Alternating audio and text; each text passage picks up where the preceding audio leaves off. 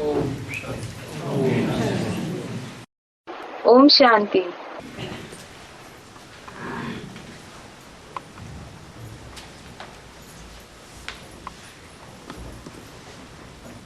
वाणी चल रही थी 18 जुलाई 1967। We were discussing the Vani dated 18th July 1967. 30वें page के मध्यांत में बात चल रही थी। In the end of the middle part of the third page, the topic that was discussed was तुम अपने ही पैसों से भारत को स्वर्ग बनाए रहे हो। You are making Bharat into Swarg with your own wealth. और उस स्वर्ग में तुम खुद ही वास करेंगे। And you yourself will reside in that Swarg, meaning paradise, heaven. बाप कहते हैं कि तुम अपनी पढ़ाई से अपने को आप ही तिलक देते हो। The father says that you apply the tilak, meaning vermilion mark on the forehead, to yourself through your studies. गरीब निवाज बाप आए हैं तुमको ऐसी दुनिया स्वर्ग का मालिक बनाने के लिए। Garib Nivas, that is the Lord of the poor, the Father has come to make you the masters of such a world that is Swarg. पढ़ाई से ही तो मालिक बनेंगे ना। You will become masters only through studies, won't you? Teacher का तो पढ़ाना धर्म है। The teacher's duty is to teach. कृपा करना, आशीर्वाद करना, ये टीचर को शोभता नहीं। To show favor, to bless, this doesn't befit a teacher. Teacher को सरकार से तनख्वाह मिलती है Teachers are paid by the government, तो वो जरूर पढ़ावेंगे ही। so they will certainly teach. तुमको बड़ी गवर्नमेंट से वर्षा मिलता है। You get the inheritance from a big government. तुम पहले पढ़ते हो फिर पढ़ाते हो। First you study and then you teach others. और जितना पढ़ावेंगे बनावेंगे उतना ही बड़ा मर्तबा मिलता है। And the more you teach, the more you make others equal to you, the higher is the position you receive. तुम पदमपति बनते हो। You become Padma Padampati, meaning multimillionaire. Krishna के पाँव में पद्म की निशानी देते हैं ना। The symbol of the lotus is shown under the feet of Krishna, isn't it? तुम यहाँ पर आए हो भविष्य में पद्मा पदमपति बनने। You have come here to become Padma Padampati in the future. अभी पद्मा पदमपति बनने की बात नहीं है। It's not about becoming Padma Padampati now. भविष्य 21 जन्मों के लिए प्राप्ति है। It's the attainment for the future 21 births. तुम सभी बहुत सुखी साहूकार बनते हो। You all become very happy and prosperous. अमर बनते हो और काल पर विजय प्राप्त करते हो। You become immortal and gain victory over death. इन बातों को मनुष्य नहीं समझ सकते।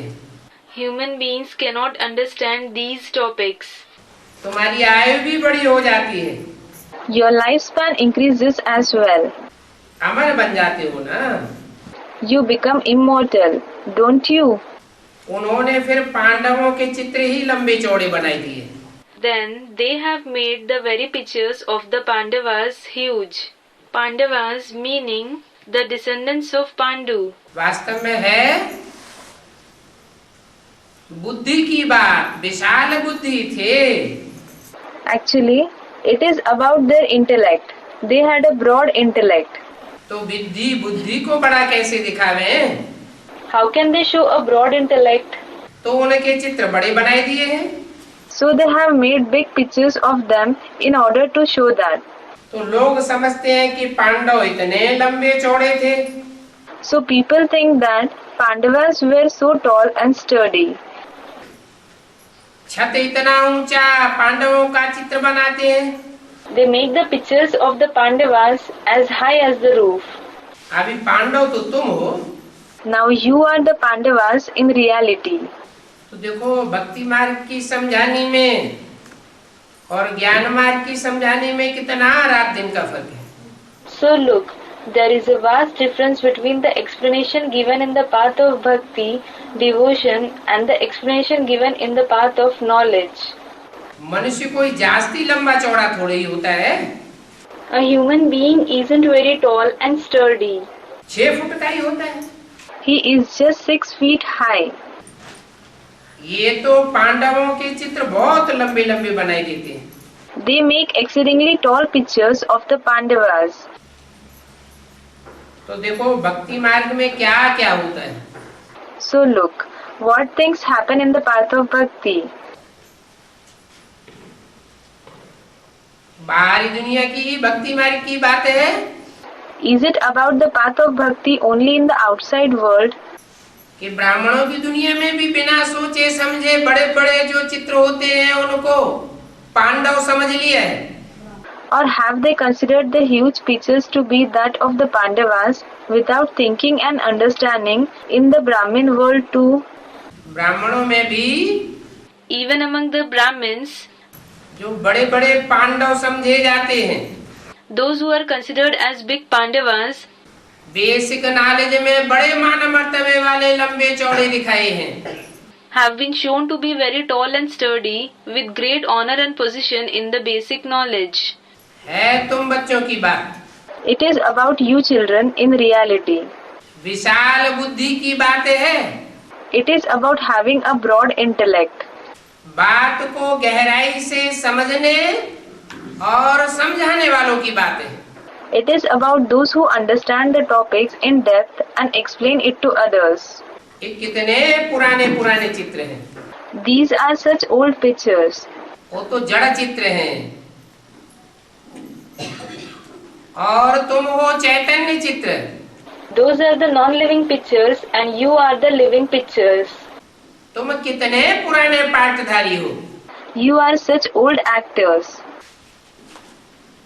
पुराने से पुराना चित्र होगा भक्ति मार्ग में। The oldest picture will be in the path of bhakti. और भक्ति मार्ग में भी पहले पहले शिव बाबा की ही भक्ति होती है। And in the path of bhakti also, it is Shiv Baba's worship that takes place at first. वो तो बड़ा बनावेंगे ही नहीं। They will certainly not make it big. पहले शिव बाबा की भक्ति होती है। First, Shiv Baba's worship takes place. अभी भी तुमको शिव बाबा की अव्यभिचारी याद में रहना है। Even now, you have to remain in the unadulterated remembrance of Shiv Baba. भक्ति भी पहले अव्यभिचारी होती है। Bhakti also is unadulterated first. सतो प्रधान होती है। It is Satopradhan. बाद में भक्ति भी व्यभिचारी बन जाती है। Later on, Bhakti also becomes adulterated. तामसी भक्ति हो जाती है। Bhakti becomes degraded. तो अब तुमको भी अब व्यभिचारी याद में रहना है। So now, you too have to stay in unadulterated remembrance. वहाँ नाम जाप करते हैं। There, in the path of Bhakti, they chant names. और यहाँ तुम याद करते हो एक बाप। And here, in the path of knowledge, you remember the one Father. अच्छा बच्चों को good morning. Acha, good morning to the children. दूसरी मुरली है रात्रि क्लास 19 जुलाई सन 67 की। There is another Murli, a night class dated 19 July 67. सभी दुनिया में भक्त हैं, Everyone in the world is a devotee. परंतु भक्ति को कोई दुर्गति नहीं समझते। But no one considers bhakti as degradation, that is durgati. अगर अपने को पतित समझते हैं If they consider themselves to be sinful, तो जरूर वो दुर्गति में ही है। they are certainly in the stage of degradation. बच्चों को अब पता पड़ा है कि ज्ञान क्या है। The children have come to know now what knowledge is. ज्ञान है समझ है Knowledge is intelligence और भक्ति है बेसमझी। and bhakti is ignorance. बिना समझे पूजा करते रहते हैं। They keep worshipping idols without understanding. तुम समझ करके याद करते हो। You remember after understanding. भक्ति मार्ग में होती है पूजा और ज्ञान मार्ग में होती है याद। In the path of bhakti, there is worship, and in the path of knowledge, there is remembrance. भक्ति से अब तुम ज्ञान में ट्रांसफर हो रहे हो। You are being transferred from bhakti to knowledge now. ज्ञान की गहराई में जाते जाते तुम्हारी प्रारब्ध पूरी हो जाएगी। As you go deep in knowledge, you will attain the complete reward of your previous deeds. प्रारब्ध चलती है 2500 वर्ष। The reward continues for 2500 years. फिर भक्ति में चले जाएंगे। Then you will go in the path of bhakti. तो कहते हैं ज्ञान, भक्ति और वैराग। So it is said, knowledge, bhakti and detachment. ज्ञान मिलता है तो भक्ति से वैराग हो जाता है। When you obtain knowledge, you have detachment from bhakti. तुम्हारा भी पुरानी दुनिया से वैराग है। You too have detachment from the old world. बाप कहते हैं कि बाकी थोड़े रोज है The father says, a few days are left. और तुम बच्चे तो आधा कल्प के रोगी हो। You children are ill for half a cycle. अभी जानते हो कि हम अगर बन जाएंगे Now you are aware that if you become healthy, तो बहुत धनवान भी बन जाएंगे। you will become very wealthy as well. तुम बच्चों को तो बहुत खुशी यही है। You children are very happy for this very thing. इस समय संगम पर तुम भविष्य 21 जन्मों के लिए पुरुषार्थ कर रहे हो। At this time, in the confluence age, you are making spiritual effort, that is Purusharth, for the future 21 births. और एक ही ये संगम युग है पुरुषार्थ करने का। And it is only in this confluence age where you can make spiritual effort. सतयुग और त्रेता का जो संगम होता है उसका गायन नहीं है। क्यों? The confluence of the golden and the silver ages isn't praised. Why? सतयुग त्रेता के संगम युग की शूटिंग का पीरियड का भी गायन नहीं है। There isn't the praise of the shooting period of the confluence of the golden and the silver ages either. क्योंकि वहाँ संपन्न ही नहीं बनते। Because there you don't become complete at all. कलयुग के संगम में मुद्दा है पुरुषोत्तम बनने का। The topic of becoming Purushottam, meaning best among the souls, is in the confluence of the Iron Age and the Golden Age. कलयुग के अंत और सतयुग के आदि में तुम पुरुषोत्तम बनते हो। In the confluence of the end of the Iron Age and the beginning of the Golden Age, you become Purushottam. तो पुरुषोत्तम संगम युग कहा जाता है। So it is called the elevated confluence age. That is Purushottam Sangam Yug. तुम बच्चे जानते हो कि यही संगम युग है जिसमें परमपिता परमात्मा आते हैं। You children know that it is only in this confluence age that the Supreme Father, Supreme Soul arrives. आते हैं अर्थात प्रत्यक्ष होते हैं। He arrives means he is revealed. Shooting का भी यही हिसाब है। There is a similar calculation for the shooting as well. सतयुग त्रेता की शूटिंग होती है। The shooting of the golden and the silver ages takes place. Treta द्वापर की शूटिंग होती है। The shooting of the silver and the copper ages takes place. संगम भी होता है। And there is its confluence as well. द्वापर कलयुग का संगम होता है। There is the confluence of the copper and the iron ages too. यादगार संपूर्णता की है। But there is the memorial of completeness. संपूर्ण प्रत्यक्षता की यादगार है। There is the memorial of the complete revelation. तो संपूर्ण प्रत्यक्षता होती है कलयुग और सतयुग के संगम पर। So the complete revelation takes place at the confluence of the iron and the golden ages. Shooting में भी ऐसे ही होता है। It happens the same way in the shooting as well. जिसमें परमपिता परमात्मा आते हैं। When the Supreme Father, Supreme Soul comes, भक्ति मार्ग में वो लोग समझ लेते हैं कि युग ये कोई भगवान अवतार लेते हैं। In the path of bhakti, they think that God incarnates in every age. अब हर युग में तो आने की बात ही नहीं, Now there is no question of coming in every age at all, अर्थात प्रत्यक्ष होने की बात ही नहीं। meaning there is no question of being revealed in each age at all. कलयुग अंत में ही पूरा पराभव होता है। It is in the end of the Iron Age that complete degradation takes place. अति होती है तो अति का अंत हो जाता है। The sins reach the extremity, so the extremities come to an end. तो भक्ति मार्ग में देखो बहुत सारे अवतार बैठे दिखाए हैं। Look, in the path of bhakti, they have shown many incarnations. वो तो सब फालतू कहानियां ही बनाई गई हैं भक्ति मार्ग की।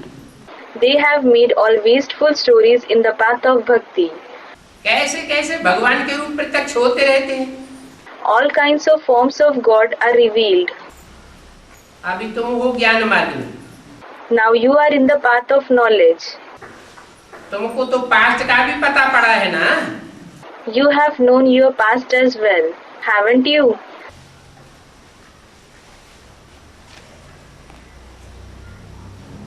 तुम कहलाए जाएंगे भी भक्त। You will certainly be called a devotee. भक्ति मार्ग की बात है। It's about the path of bhakti itself. बाप भी है ज्ञान सागर, तो तुम बच्चों को भी ज्ञान ही सुनाते हैं। The Father himself is the ocean of knowledge, so he narrates the knowledge to you children as well. वहाँ भक्ति मार्ग में है भक्ति ही भक्ति। There, in the path of bhakti, there is bhakti and only bhakti. तो वो शास्त्रों का ही ज्ञान सुनाते हैं। So they narrate only the knowledge of the scriptures. शास्त्रों को ज्ञान समझ लेते हैं। They consider the stories in the scriptures as knowledge. भक्ति को ज्ञान की फिलॉसफी कह देते हैं। They call bhakti the philosophy of knowledge. परंतु ये तो है रूहानी ज्ञान। But this, that is our knowledge, is the spiritual knowledge. यहाँ पर बाप बच्चे बच्ची कह सकते हैं। Here, the Father can call you sons and daughters. कहते हैं हे मेरे बच्चों, मैं तुमको सदगति देने आया हूँ। He says, "O my children, I have come to give true liberation to you." इनको सदगति देने नहीं आया हूँ। किनको? I haven't come to give true liberation to this one, that is Inko. To whom? है? ब्रह्मा को। Someone said, Brahma. To Brahma. या जो भी नंबरवार नारायण बनने वाली आत्माएं हैं उनको सदगति देने नहीं आया हूँ। Or the souls who are going to become Narayan before or later, that is according to their Purusharth, I haven't come to give true liberation to them. तुमको देने आया हूँ। I have come to give it to you. न इनको देने आया हूँ न उनको देने आया हूँ। उनको माने? Neither have I come to give true liberation to this one, that is Inko, nor them, that is Unko. To them means, तो ब्रह्मा है तो ब्रह्मा के साथ ब्रह्मा कुमारी भी है। if there is Brahma, then along with Brahma, there are Brahma Kumaris as well. इनको के साथ वो सभी आ गए। They all are included along with this one. उनको माने वो धर्म पिताएं Unko means those religious fathers जो 500 करोड़ की दुनिया में माने जाते हैं, गाए जाते हैं। who are accepted, praised in the world of 5 billion, that is 500 crore human beings. उनको भी सदगति देने नहीं आया हूँ। I haven't come to give true liberation to them either. इसको देने आया हूँ। To whom have I come to give it? Someone said, to you. तुमको To you. कहते हैं तुमको। He says to you. कैसे कहते हैं? How does he say this? है? जरूर कोई मुख है जिससे कहते हैं तुमको Certainly there is a mouth through which he says you. कि मैं तुमको सदगति देने आया हूँ। I have come to give true liberation to you. तुमको शांतिधाम सुखधाम का रास्ता बताने आया हूँ। I have come to show you the path to the abode of peace and the abode of happiness. बाप बच्चों को बहुत प्यार से समझाते हैं। The father explains to the children very lovingly. समझाते हैं कि तुम पुकारते थे ना कि आकर के हमारे दुख हरो सुख दो। He explains, "You used to call me. Come, take away our sorrow and give us happiness, didn't you?" अभी तुम बच्चे संगम पर हो। Now you children are in the confluence age. अभी भी जो अपन को कलयुग में समझते हैं वो भगवान को पुकारते हैं। Even now, those who consider themselves to be in the Iron Age, they call God. आ जाओ। Come. वो संगम में है या कलयुग में है? Are they in the confluence age or in the Iron Age? वो कलयुग में है। They are in the Iron Age. आवाहन करते हैं, पुकारते हैं, माना कलयुग में। They invoke him, call him. It means they are in the Iron Age. चाहे बाहर वाले दुनिया वालों की बात हो, Whether it is about the people of the outside world चाहे ब्राह्मणों की दुनिया वाले हो, or whether they are the people of the Brahmin world, अगर आवाहन करते हैं, बुलाते हैं, तो कहाँ हैं? कलयुग में। if they invoke him, if they call him, where are they? They are in the Iron Age. कलयुग में ही पुकारते हैं। They call him in the Iron Age itself. तुम तो आज कोई भी मंदिर, मस्जिद, तीर्थ आदि पर नहीं जाते। In fact, today you don't go to any temple, mosque, pilgrimage place, and so on. तुम्हारी बुद्धि में तो अब अहम ऑब्जेक्ट सामने क्लियर है। Now the aim and objective is in front of you. It is clear in your intellect. वो तो सिर्फ यात्राओं पर जाकर के दर्शन करके आते हैं। They just go on journeys, have a glimpse and return. क्या दर्शन करने जाते हैं? They go to have a glimpse of what? जड़ चित्रों का दर्शन करने जाते हैं। They go to have a glimpse of non-living pictures. तुम्हें तो अब जड़ चित्रों का दर्शन करने की दरकार ही नहीं। Now you don't need to have a glimpse of the non-living pictures at all. वो दर्शन करने जाते हैं, उस समय विकार आदि, अशुद्ध खान पान आदि से बचते हैं। When they go to have a glimpse, at that time they avoid to indulge in vices, bad food, bad drinks, and so on. आजकल तो शराब आदि भी छुपा कर ले जाते हैं। Nowadays they also carry alcohol and so on secretly. तुम्हारी तो है याद की यात्रा। Actually, yours is the journey of remembrance. Shooting कहाँ होती है? Where does the shooting take place? कैसे? Someone said, in the confluence age. How? वहाँ भक्ति मार्ग है स्थूल। There, in the path of bhakti, it is physical. तो जो स्थूल यात्राएं करने वाले होते हैं, So the ones who go for physical journeys, तामसी यात्री होते हैं, those who are degraded travelers, दुनिया को दिखावा जास्ती करते हैं। they do a lot of show off in front of the world. छुपा के शराब ले जाते हैं। They take alcohol with them secretly. वो स्थूल बोतल में होती है। That alcohol is in a physical bottle. और यहाँ फिर होती है आंखों की शराब। And then here, there is the alcohol of the eyes. छुपा के ले जाते हैं, कोई जान नहीं सकता कि इनके साथ बोतल भी चैतन्य में जा रही है। They take it with them secretly. No one can make out that a living bottle is also being carried with them. तुम्हारी तो याद की यात्रा है। Actually, yours is the journey of remembrance. एक को याद करना है। You have to remember the one. बाप कहते हैं इस याद से तुम सतो प्रधान बन जाओगे। The father says you will become Sato Pradhan through this remembrance.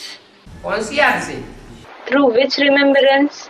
एक बाप, दूसरा न कोई। One father and no one else. तमो प्रधान से सतो प्रधान जरूर बनना है। You definitely have to transform from Tamo Pradhan to Sato Pradhan. तुम सतो प्रधान थे तो विश्व के मालिक थे।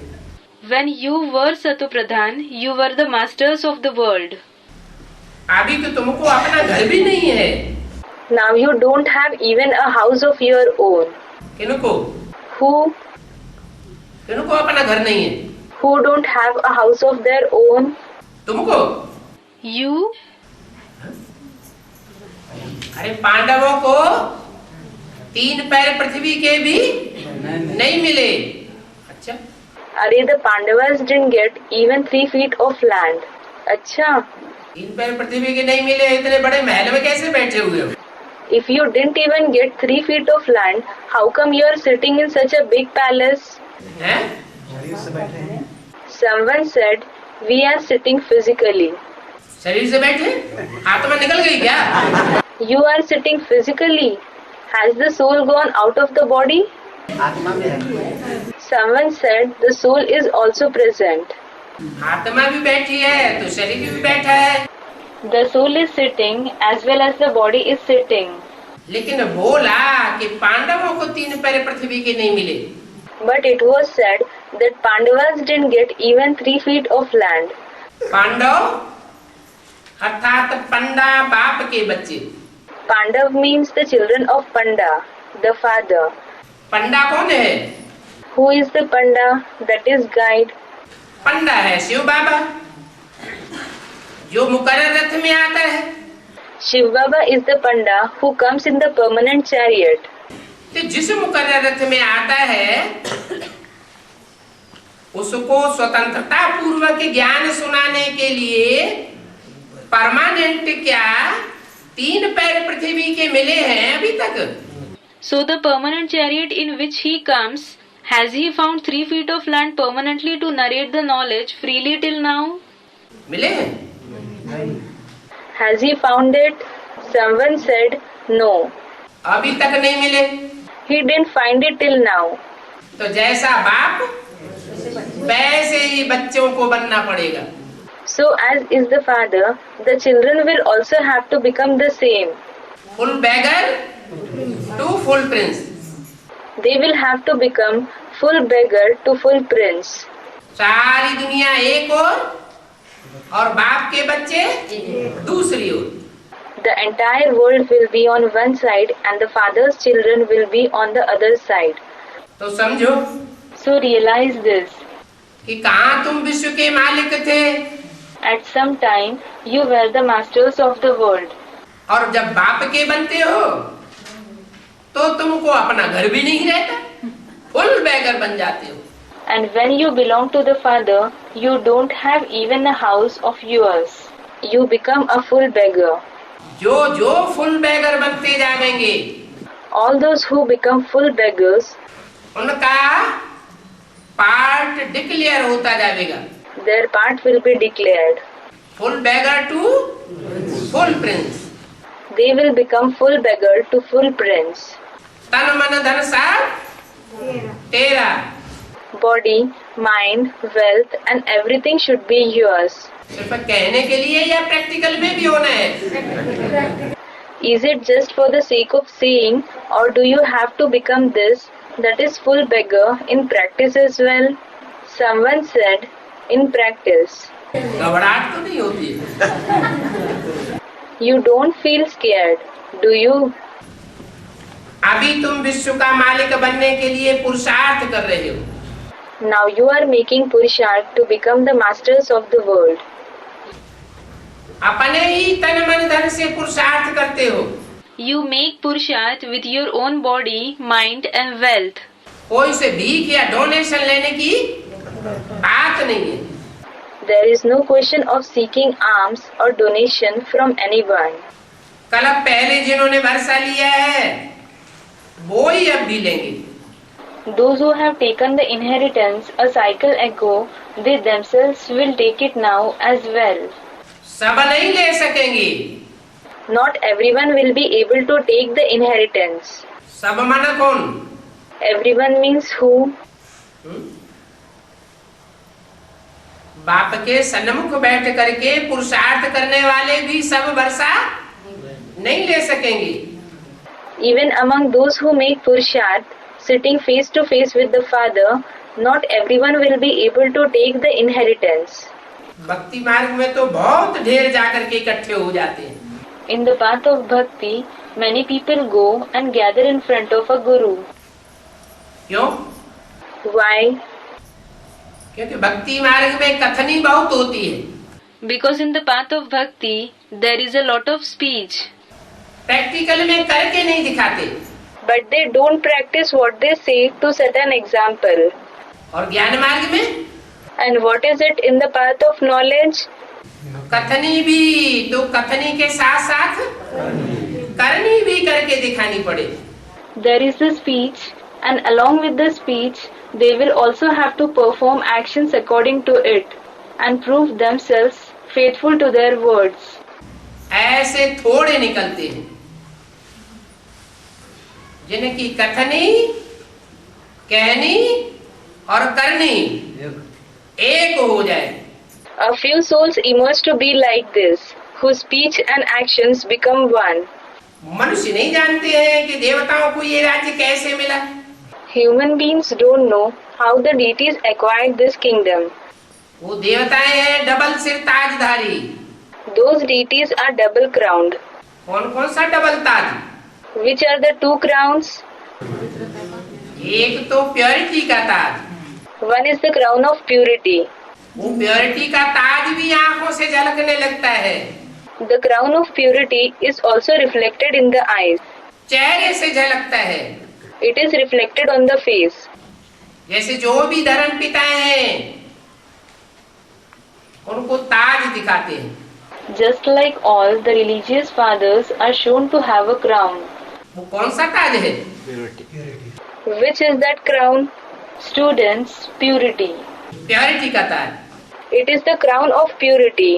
परंतु जिम्मेवारी का ताज नहीं है। However, they don't possess the crown of responsibility. नई दुनिया स्थापन करने की जिम्मेवारी कोई भी नहीं उठाई। They didn't take up any responsibility of establishing the new world. और तुमको?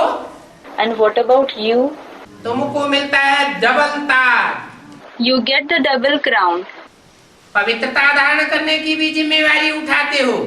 You also take up the responsibility of assimilating purity.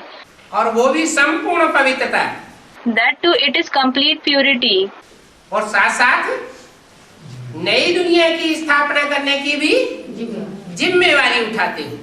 And along with that, you take up the responsibility of establishing the new world too. तुम बच्चे रचयिता और रचना के आदि मध्य अंत को जानते हो। You children know the beginning, the middle, and the end of the Creator and the creation. वो भक्त लोग तो नहीं जानते हैं। Those devotees certainly don't know about it. जानते हैं क्या? क्यों? Do they know? Someone said no. Why? उन ब्राह्मण भक्तों से पूछा जाए If those Brahmin devotees are asked, कि रचयिता कौन है और रचना कौन है, who is the Creator and who is the creation? तो क्या कहेंगे? हैं? Then what will they say? Someone said, Neti Neti. We don't know. वो रचयिता किसको कहेंगे? Whom will they call the Creator? हैं? Someone said Shiv. शिव ज्योति विद्यु को कहेंगे रचयिता और ब्रह्मा को कहेंगे रचना।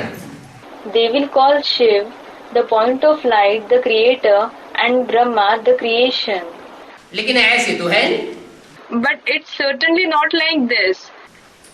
शिव ज्योति बिंदु रचयिता है तो रचना और रचयिता का संबंध भी तो चाहिए ना। If Shiv, the point of light, is the Creator, the relationship of the Creator and the creation is also required, isn't it? क्या संबंध होता है? What is the relation? बाप और बच्चे का संबंध होता है। There is the relationship of the father and the child. रचयिता बिंदी हो, निराकार, और रचना साकार हो। If the Creator is an incorporeal point and the creation is corporeal, तो उसको रचयिता कहा जाएगा, रचना कहा जाएगा। will they be called the Creator and creation? संबंध माने समान बंधन। Sambandh, meaning relationship, means saman bandhan, meaning bond between similar beings. दोनों ही साकार में चाहिए। Both are needed in the corporeal form. निराकार ज्योति बिंदु न रचयिता है न रचना है। The incorporeal point of light is neither the Creator nor the creation. जैसे आत्माएं न रची जाती है, न आत्माएं रचने वाली है। Just like the souls can neither be created nor the souls are creators.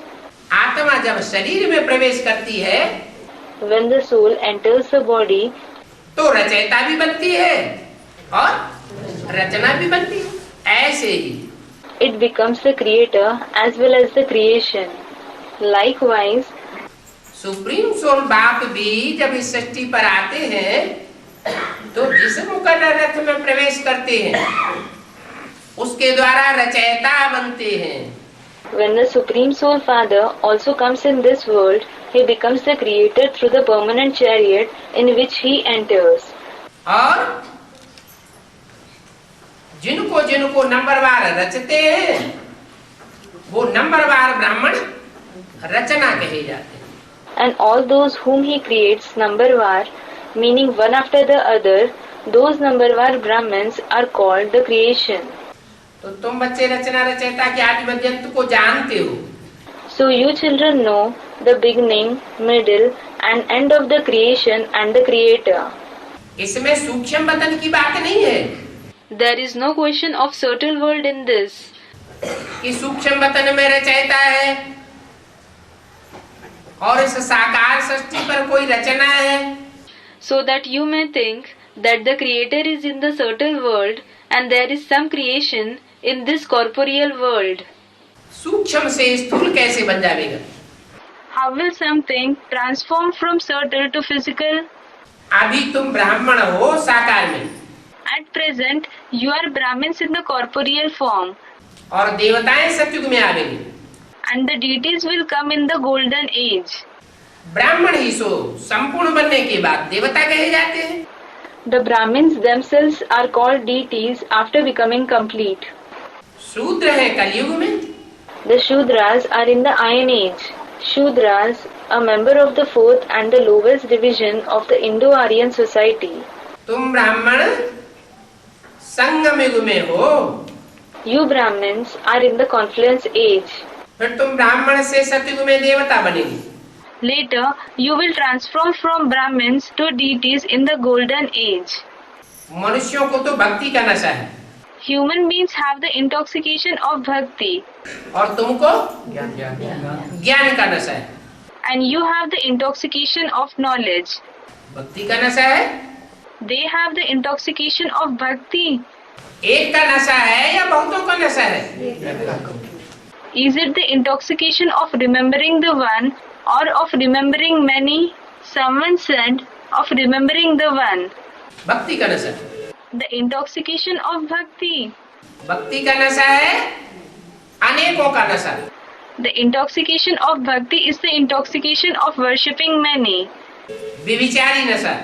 It is adulterated intoxication. और ज्ञान का नशा है एक का नशा। And the intoxication of knowledge is the intoxication of being with the one. क्योंकि ज्ञान एक से आता है और भक्ति अनेकों से आती है। It is because knowledge comes from the one and bhakti comes from many.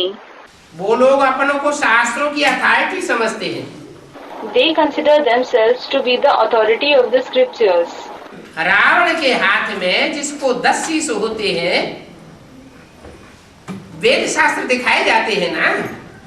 The Vedas and scriptures are shown in the hands of Ravan, who has 10 heads, aren't they? एक ही प्रकार का शास्त्र है या अनेकों प्रकार के वेद शास्त्र हैं? Is there only one type of scripture or are there many types of Vedas and scriptures? अनेकों प्रकार के वेद शास्त्र हैं, उनके रचने वाले भी अनेक प्रकार के। There are many types of Vedas and scriptures and their creators also are of various types. तो वो है शास्त्रों की अथॉरिटी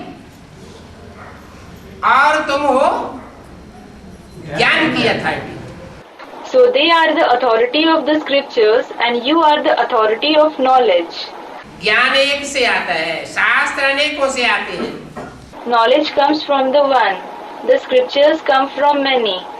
भक्ति अनेकों से आती है। Bhakti comes from many. अभी तुम कितने सयाने समझू बने हो। Now you have become so wise and intelligent. Knowledge से डॉक्टर लोग कितने होशियार हो जाते हैं। With knowledge, the doctors become so intelligent. वो मनुष्य की रग रग को जान लेते हैं। They come to know each and every nerve of the human being. बड़े बड़े ऑपरेशन करते हैं। They perform big operations. अभी तुम्हारा भी ऑपरेशन हो रहा है।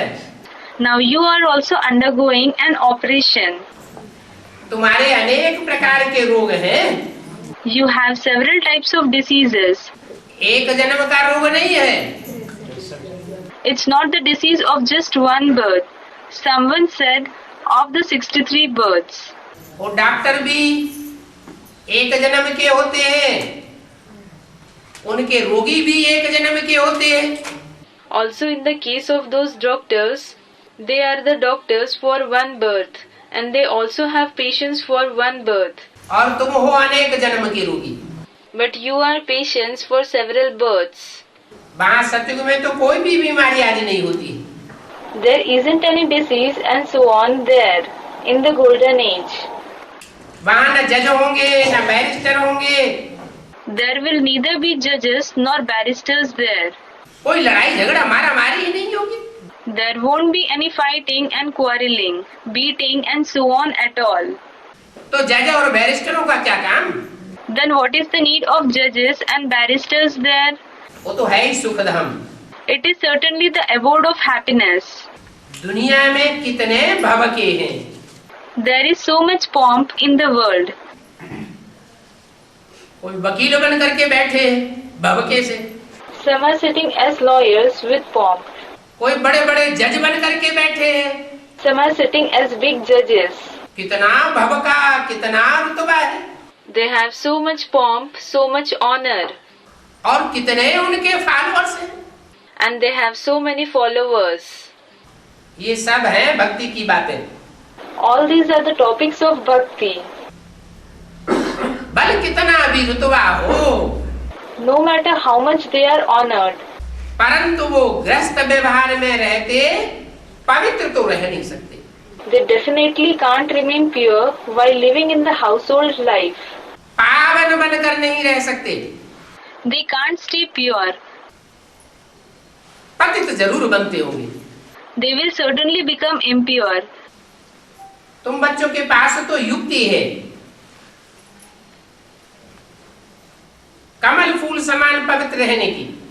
You children have the tactic to stay pure like the lotus flower. क्या? What?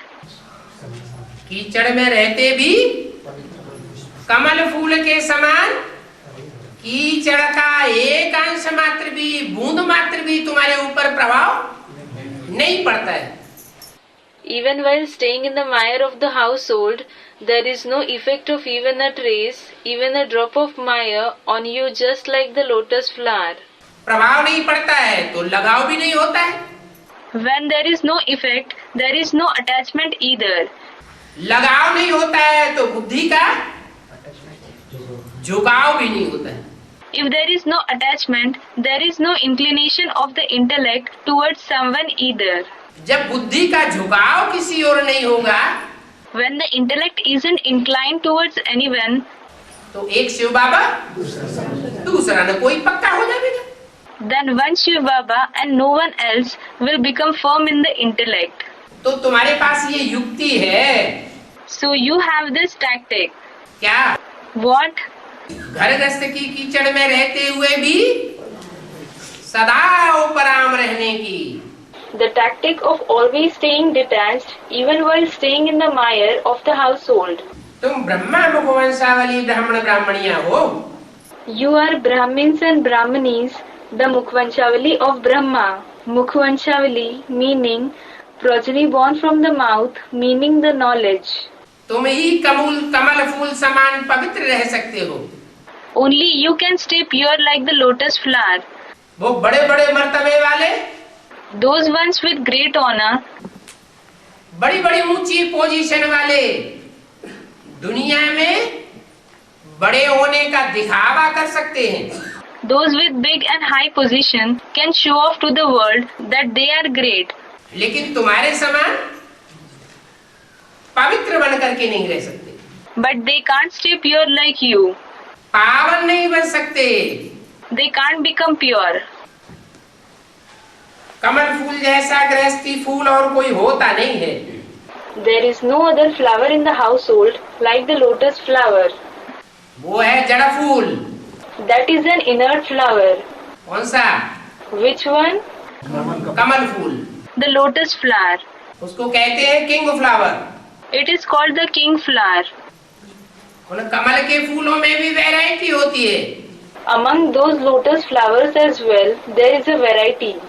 कोई श्वेत कमल, Some are white lotuses, कोई रक्त कमल, some are red lotuses, कोई पीत कमल, some are yellow lotuses.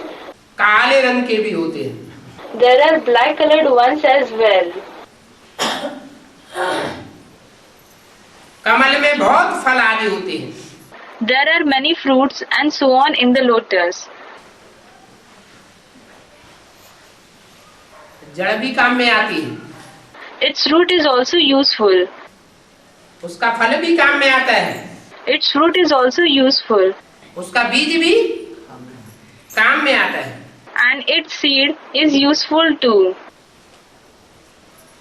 पानी में भी रहते हैं। It grows in water. तो वो कौन से पानी में रहते हो? Which water do you live in? Students, the water of knowledge. ज्ञान जल में रहते हो। You live in the water of knowledge.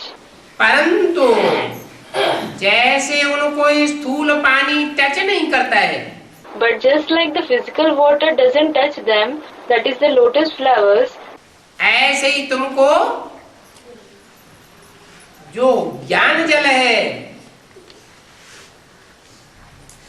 उसमें जो मिक्सचरिटी हो जाती है मनमत और मनुष्यमत की, वो मनुष्यमत की और मनमत की मिक्सचरिटी तुमको टच नहीं कर सकती।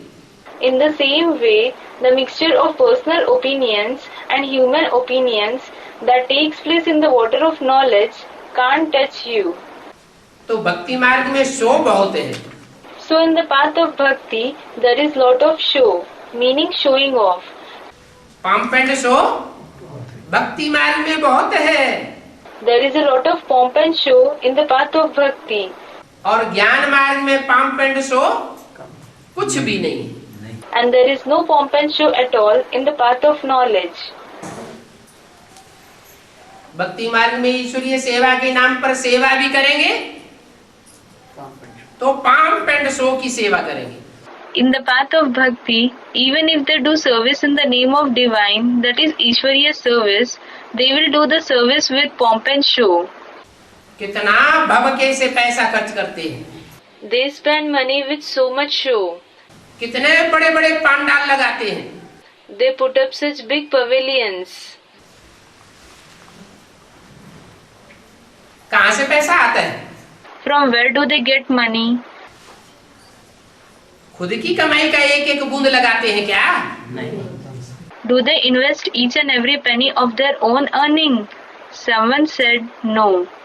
कहाँ से आता है? Then from where does it come? Someone said by collecting donations. चंदा करते हैं, They collect donations. भीख मांगते हैं, They beg. भीख मांग के भक्ति करते हैं। They beg and perform bhakti. तुम्हारे पास तो कोई शोर शराबा नहीं, You don't show off at all. तुम्हारा कोई खर्चा भी नहीं है, You don't have any expenditure either. तुम कोई बड़े बड़े मेगा प्रोग्राम नहीं करते हो। You don't conduct any big mega programs. यहाँ तो सिर्फ मुख्य है याद की बात। Here, the only main topic is remembrance. इस याद की यात्रा में तुम पक्के हो जाएंगे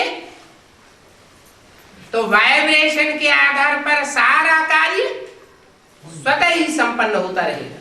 If you become firm on this journey of remembrance, all the tasks will be automatically accomplished with the help of the vibrations. तुम निष्ठा और योग अक्षर को भी उड़ाए देते हो। You remove the word nishtha, that is specially conducted meditation and yoga, कि बैठ करके याद करें, so that you have to sit and remember. नहीं, No, हम तो बाबा की याद में बैठते हैं। We sit in Baba's remembrance. Om Shanti. Om Shanti.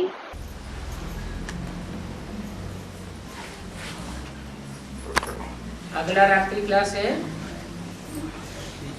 20 जुलाई 1967 में। The next night class is of the 20th July 1967. पहले तो समझाने वाला बहुत तीखा चाहिए। At first, the one who explains should be very sharp. क्या? What? तीखा समझाने वाला होगा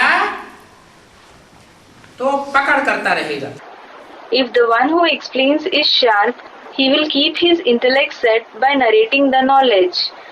जो भी आत्मा सामने आवेगी, Whichever soul comes in front of him, उसकी बुद्धि को पकड़ लेगा। he will set his intellect. समझाने वाला याद में हो, If the one who explains is in remembrance, Lovleen हो, if he is absorbed in love, तो उसकी वाणी में भी जौहर भरे।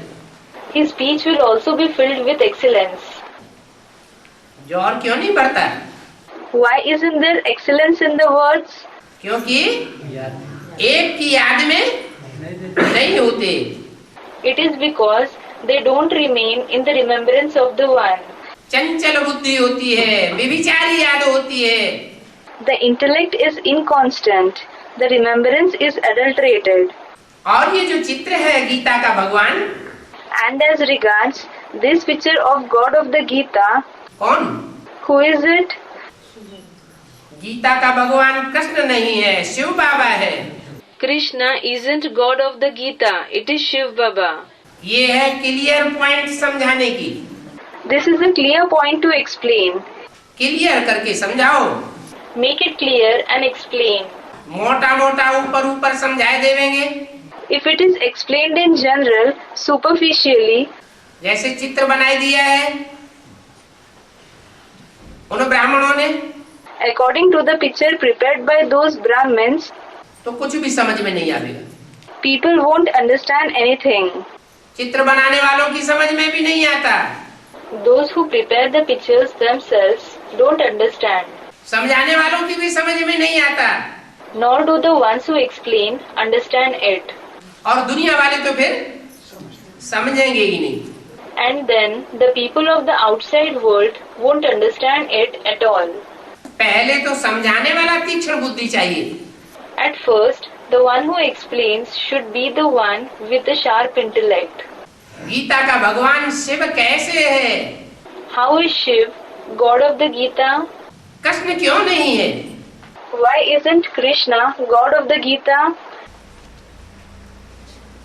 क्लियर करके समझाना पड़े। You will have to make it clear and explain. समझाने वाले हैं, कह तो देते हैं गीता का भगवान कृष्ण नहीं है। Those who explain do say that Krishna isn't God of the Gita. अच्छा कृष्ण नहीं है तो गीता का भगवान कौन है? But if they are asked, Acha, if it isn't Krishna, who is God of the Gita? कहेंगे शिव है। They will say that it is Shiv. अरे शिव तो बिंदु का नाम है। Arey, Shiv is the name of the point. बिंदु कैसे गीता का ज्ञान सुनावेगा? How will a point narrate the knowledge of the Gita? Gita का भगवान है, गीता ज्ञान दाता है। If he is God of the Gita, the one who gives the knowledge of the Gita, तो दाता को ज्ञान सुनाना पड़े ना। the giver of knowledge will have to narrate knowledge, won't he? कैसे सुनावेगा? How will he narrate it? कहेंगे ब्रह्मा द्वारा सुनाते हैं। They will say he narrates it through Brahma. अरे Arey, मुरली में तो बोला है ब्रह्मा रचना है। in fact, it is mentioned in the Murli that Brahma is the creation. Brahma रचना है या रचयिता है? Is Brahma the creation or the creator? Brahma रचना है। Someone said the creation. Brahma is the creation. तो ब्रह्मा का भी रचयिता कौन? बाप कौन? So who is the creator of Brahma too? Who is his father? Someone said the soul of Ram. जरूर ब्रह्मा को भी अपने स्वरूप का परिचय कहीं से तो मिला होगा। Certainly, Brahma will have obtained the introduction of his form from someone. किसके द्वारा मिला? Through whom did he get it? Someone said, the partner. साक्षात्कार हुए, समझ में तो कुछ भी नहीं आया। He had visions, but he didn't understand a single thing. गुरु से पूछा, उसने इनकार कर दिया। He asked his guru about it, but he couldn't give any explanation. Varanasi में भटकते रहे विद्वान पंडित आचार्यों के पास। He kept wandering in Varanasi to the scholars, pandits, and the learned ones. कुछ भी नहीं मिला। Still, he didn't get anything. That is the explanation of his visions. हार कर अपने जीवन के अनुभव के आधार पर जिस व्यक्ति को उन्होंने ज्यादा होशियार समझा, सच्चा समझा, उसके पास पहुंचे। Then he gave up and reached the person whom he considered more intelligent, truthful, based on the experience of his life. जो 10 वर्ष से उनकी दुकान में रहने वाला था। He stayed in his, that is Brahma Baba's shop for 10 years. धंधे में बहुत तीखा था। He was exceptionally sharp in business. जिसको बाबा ने अपनी दुकान का सारा धंधा उसकी होशियारी के आधार पर सौंपा हुआ था। Brahma Baba had entrusted the entire business of his shop to him, based on his, that is the partner's intelligence. हिस्सा बनाई दिया। He made a share सारी मेहनत तुम्हारी and said, the entire effort will be yours और धन सारा हमारा, दुकान हमारी। and the entire wealth, the shop will be mine. तो ऐसे ही सौंप दिया होगा क्या? So will he have entrusted it to him simply? होशियारी देखकर सौंपा होगा ना? He must have seen his intelligence and entrusted it to him, mustn't he? सच्चाई देखकर ही सौंपा होगा ना? He must have entrusted it to him only after seeing his truthfulness, mustn't he? तो वहां से उनके अपने साक्षात्कारों का क्लैरिफिकेशन मिल गया। So he, that is Brahma Baba, received the clarification of his visions from him. जरूर क्लैरिफिकेशन देने वाला कोई मनुष्य गुरु नहीं था। Certainly the one who gave the clarification wasn't a human guru. Supreme soul बाप ही था। It was the Supreme Soul Father himself. लेकिन कोई मुकर्रर रथ में आकर के ब्रह्मा की बुद्धि में ज्ञान का बीजारोपण पड़ा। But he came in some permanent chariot and sowed the seed of knowledge in Brahma's intellect. पहले ओरिजिनल ब्रह्मा चाहिए। First, the original Brahma is required. बाद में कार्यवाहक ब्रह्मा, टाइटलधारी Brahma. And later, there is the acting Brahma, the title holder Brahma. Original Brahma कौन था? Who was the original Brahma? जिसके लिए मुरली में बोला ऐसे ऐसे बच्चियां थी जो मम्मा बाबा को भी दिल कराती थी, टीचर हो बैठती थी। She was the one for whom it was said in the Murli, there were such daughters who used to make even Mama Baba perform the drill of meditation. They sat as teachers. इनमें शिव बाबा बैठकर direction देते थे। Shiv Baba used to give directions sitting in them. तो वो हुई आदि Brahma. So she is Adi Brahma, the first Brahma. उन रचयिता माता पिता से पढ़ाई पढ़ करके बाद में ब्रह्मा को ये पक्का हुआ। After studying the knowledge from the Creator, Mother and Father, Brahma became certain कि मैं इस समय संगम युग में ब्रह्मा का पार्ट बजाने वाला हूँ। at this time, in the confluence age, I am going to play the role of Brahma. और भविष्य सतयुग में कृष्ण बनने वाला हूँ। And in the upcoming golden age, I am going to become Krishna. ये दुनिया जाने वाली है, भस्म होने वाली है। This old world is about to go. It is going to be reduced to ashes. नई दुनिया आने वाली है। The new world is about to arrive. Vishnu चतुर्भुज का भी साक्षात्कार किया। He had visions of Vishnu Chaturbhuj as well. Chaturbhuj, meaning four-armed Vishnu. तो प्रैक्टिकल जिसने अनुभव किया साक्षात्कार का, उनकी बुद्धि में पक्का बैठ गया साक्षात्कार के आधार पर. So the one who had those visions in practice, that is the clarification, sat firmly in his intellect because of the visions. बौद्धिक तीक्ष्णता के आधार पर ये पक्का नहीं बैठा.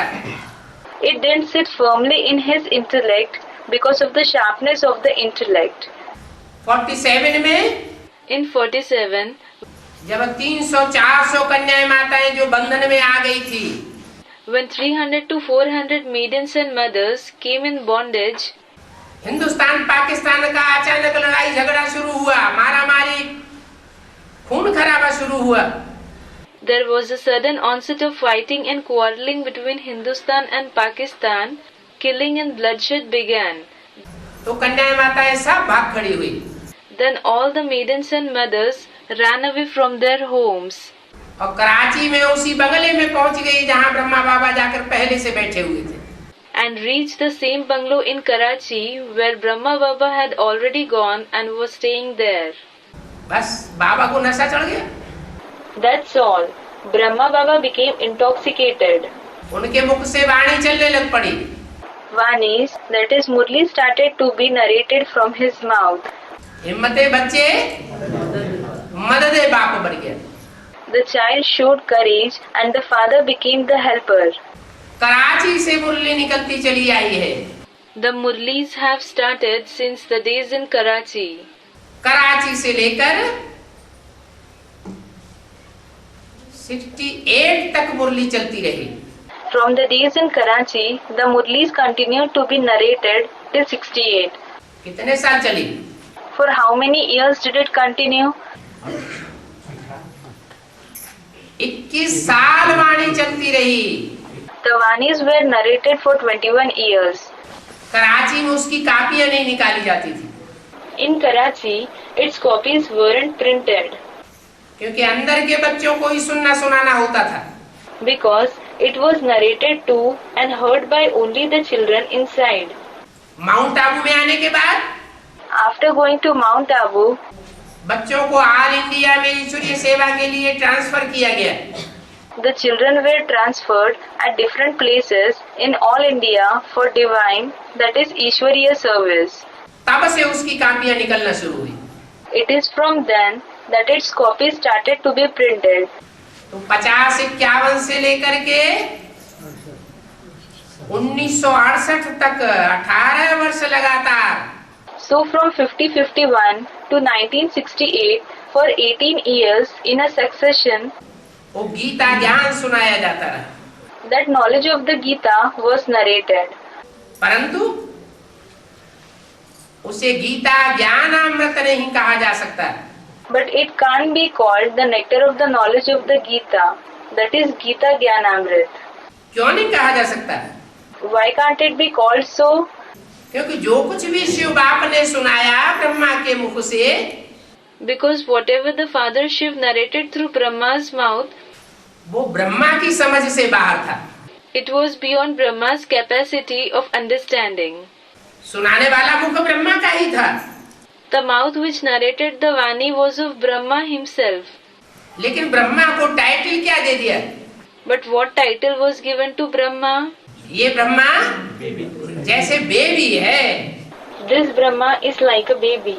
क्या बेबी था दाढ़ी मूंछ वाला? Was he a baby with a beard and a mustache? Student, no.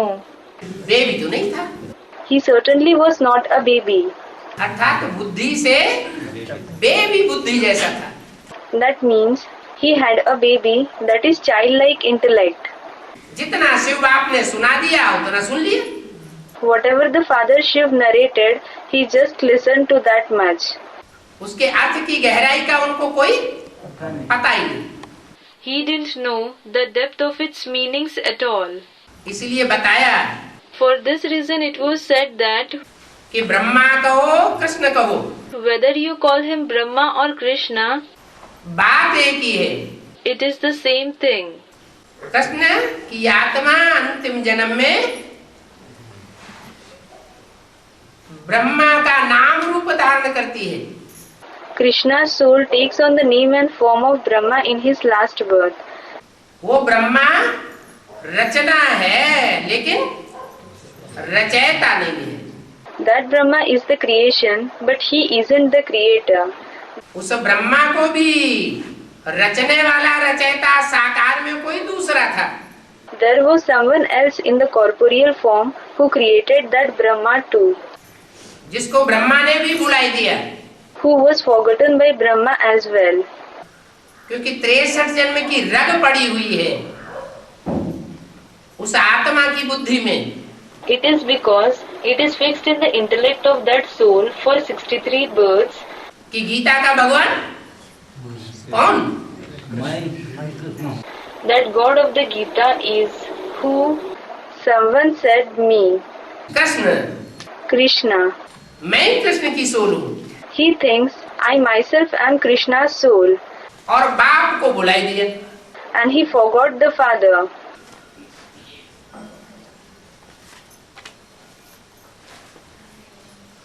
उस मुरली में बाद में फिर क्या अंतर हुआ? What difference was made in those murlis later on? पहले लिखा जाता था शिव बाबा याद है, Initially it was written, do you remember Shiv Baba? और बाद में शिव बाबा याद है से पहले And later on, before do you remember Shiv Baba, और ही नया शब्द डाल दिया देहधारी गुरुओं ने। a new word was added by the bodily gurus. पिताश्री शिव बाबा याद है। It was written, do you remember Pitashri Shiv Baba? पिताश्री इसलिए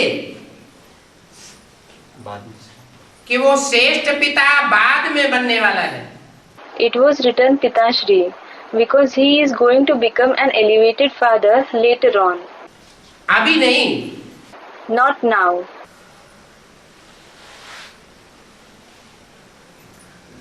अभी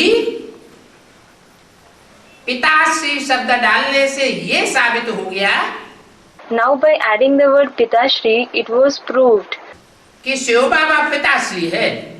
that Pitashri is Shiv Baba. तो ब्रह्मा को जैसे टाइटल मिल गया गीता के भगवान का।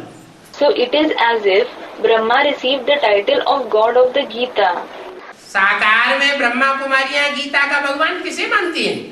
Who do the Brahma Kumaris consider as God of the Gita in the corporeal form? Brahma को ही मानती है। They consider Brahma himself to be that. लेकिन प्रजापिता ब्रह्मा कुमार कुमारियों की बुद्धि में ये बात बैठती है But this topic sits in the intellect of the Prajapita Brahma Kumar Kumaris. कि गीता का भगवान साकार कृष्ण उर्फ ब्रह्मा नहीं हो सकता। That God of the Gita can't be the corporeal Krishna alias Brahma. वो तो रचना है first class, In fact, he is the first class creation.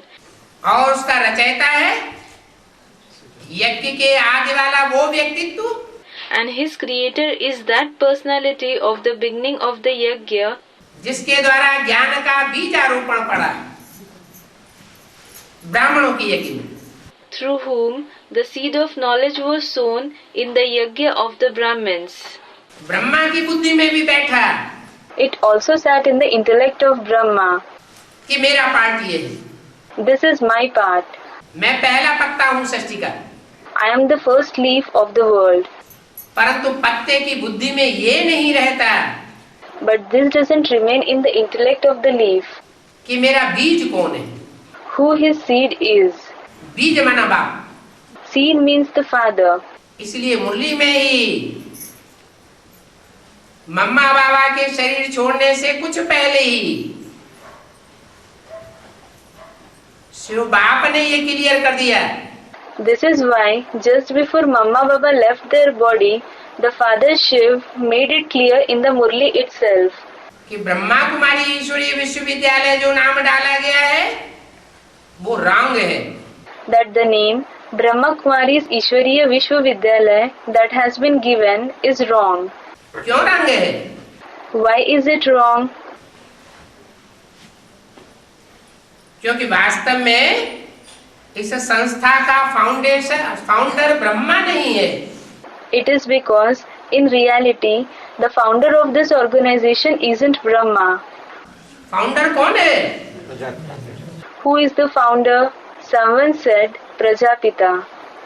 यज्ञ के आदि वाला वही व्यक्तित्व He is the same personality of the beginning of the yajna, जिसमें परमात्मा शिव ने प्रवेश करके ज्ञान का बीज उन माताओं और ब्रह्मा की बुद्धि में डाला था, in whom the Supreme Soul Shiv entered, and through whom he sowed the seed of knowledge in those mothers and Brahma's intellect.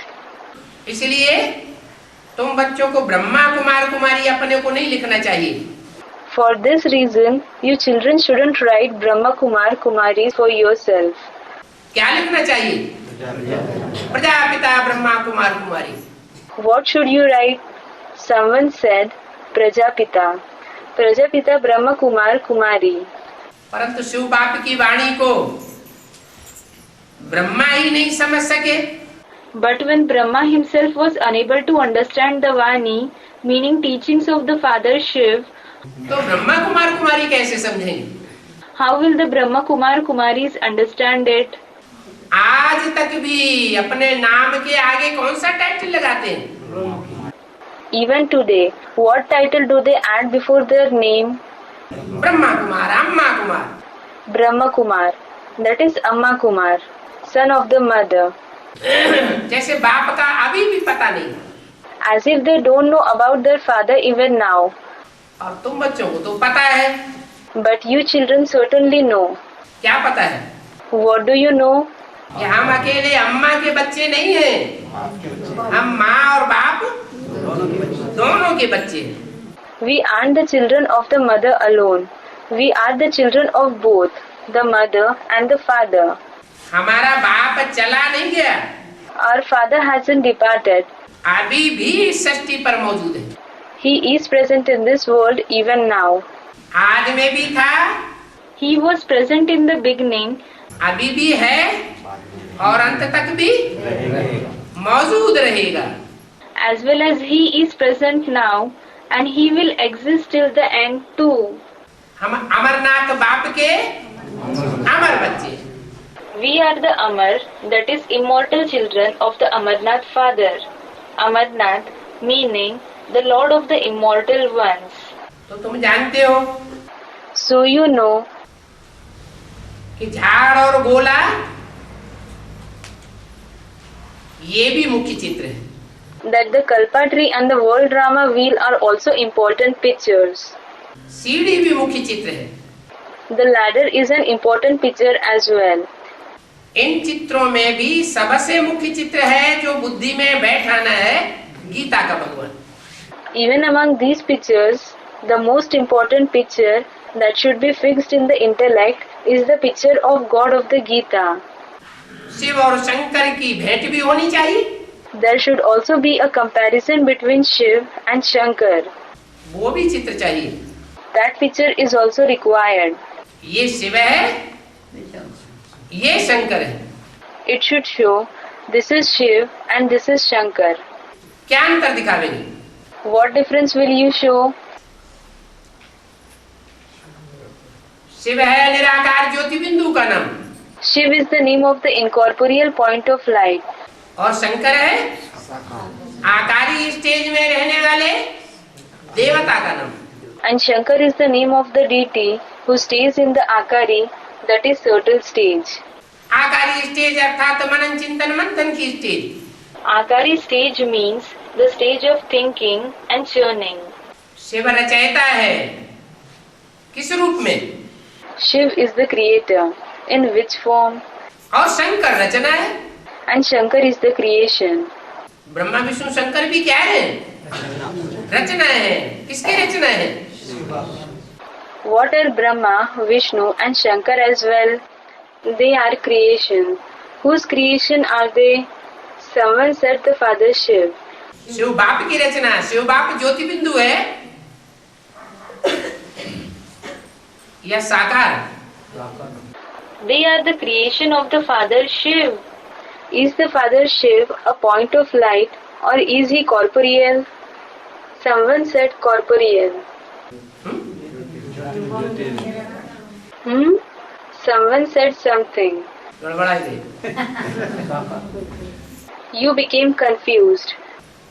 Shiv रचयिता और ब्रह्मा विष्णु शंकर रचना।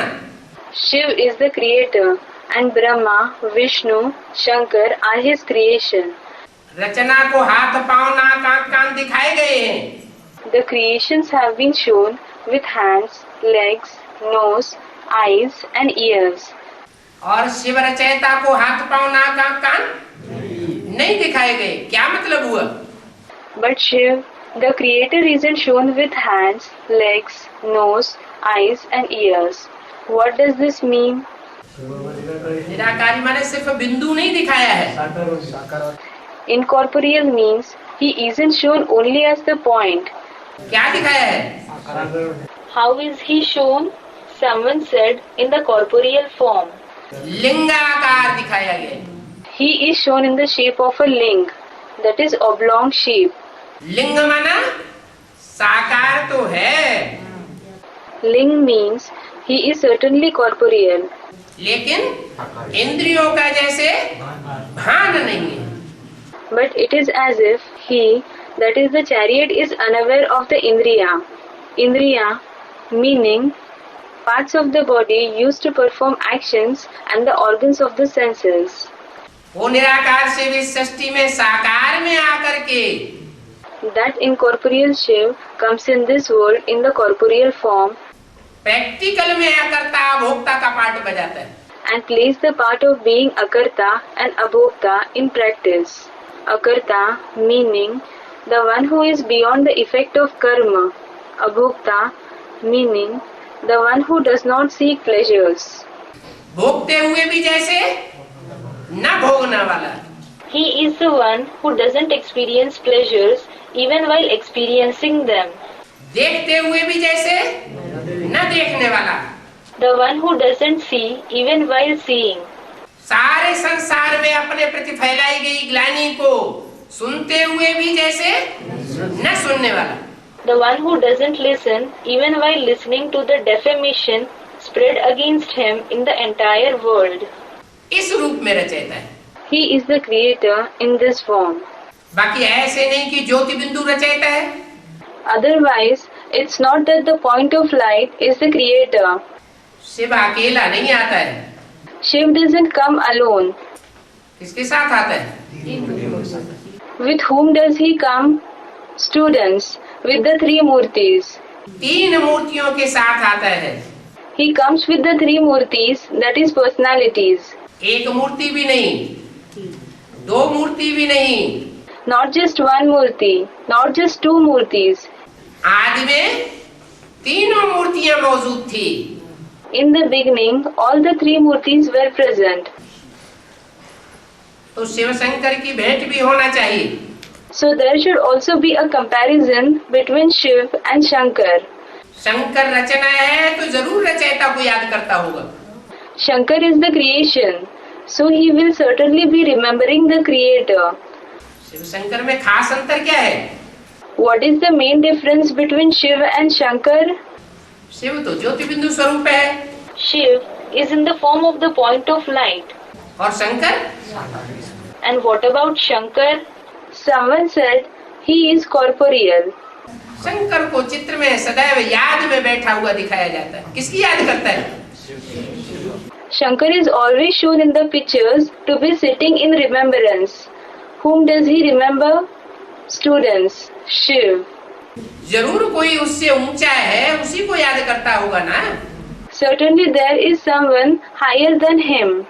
He must be remembering him alone, mustn't he? तो बस इतने चित्र काफी है।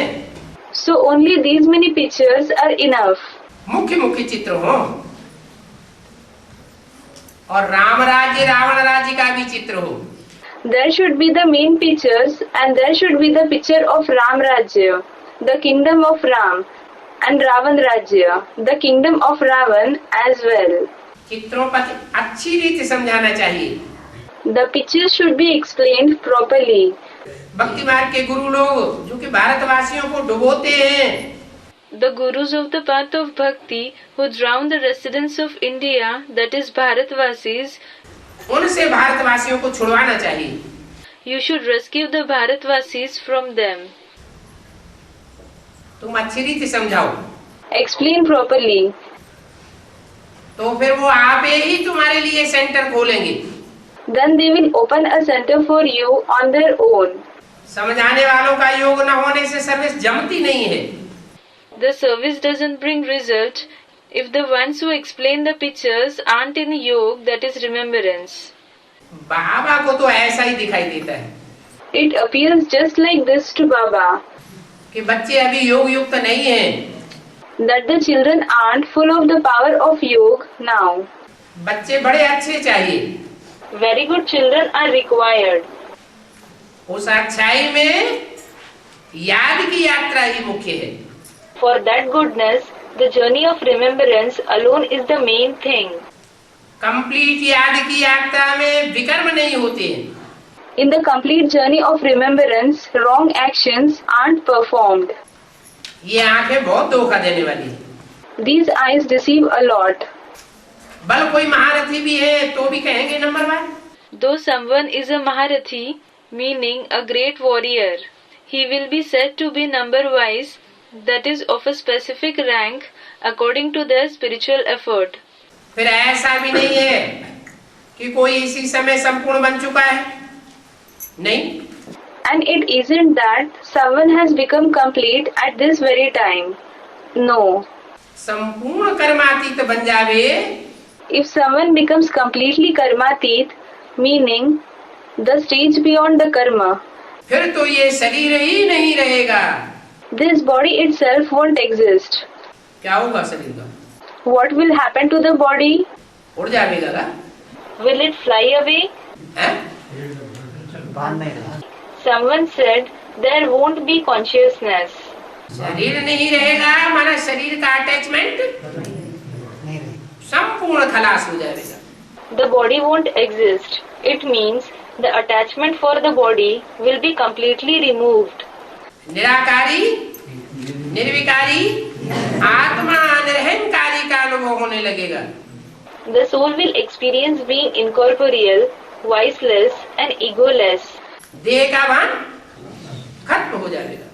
The consciousness of the body will be removed. अच्छा, Om Shanti. Acha, Om Shanti.